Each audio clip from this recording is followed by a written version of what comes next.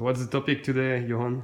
I've been sitting here thinking about something that seems to cause a lot of grief for students of Chinese, the difference between pinyin consonants like d and t and b and p. You see, there's a lot of consonants in Chinese where the only difference is between the aspiration of these sounds. And lots of people don't get what aspiration is and what voicing is. So I was gonna just try to show you a little bit what these two concepts are. I mean, you have voicing, first of all. All vowels are voiced. And how do you know that? Well, if you put your fingers on your Adam's apple here and you say ah or oo or something like that, then you can feel them vibrate. And lots of consonants are also voiced. So you have, for example, you say or m or n, you can hear that they vibrate. But if you say s, there's no vibration. So that's unvoiced. So you have voiced consonants like and you have unvoiced like s. Well, in English, the main difference between a D and a T is voicing. So you say d and t.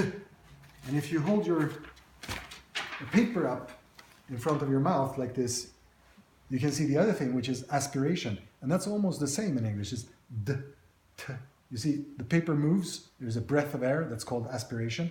But the trick here is that in Chinese, both d and t are unvoiced. So there's no vibration of the Adam's apple. But there's a huge difference in aspiration. So if I say a Chinese ta, no movement, ta. Well, this is a stiff paper, so you don't really see it that well. Ta, ta, see? Ta, ta. So that's the difference, that you're exploding a lot of air out of your mouth, and that sort of makes the aspiration and difference.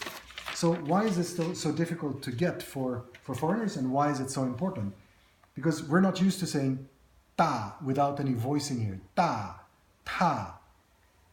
And this is the only difference, this aspiration without any difference in voicing is the only difference between lots of consonant pairs in Chinese. So you have ta, ta, you have pa, pa, you have gui, kui, you have ji, qi, you have zai, cai, you have zhou, chou.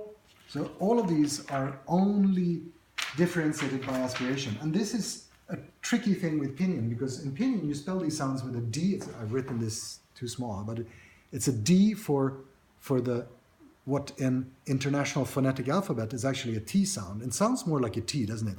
Ta, ta, ta, ta. It sounds like a T without aspiration. Ta.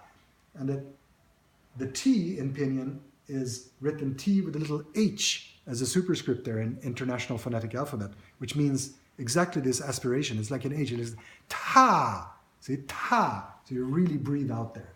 So this is the difference between both of them are unvoiced, but the unaspirated and aspirated consonants in Chinese.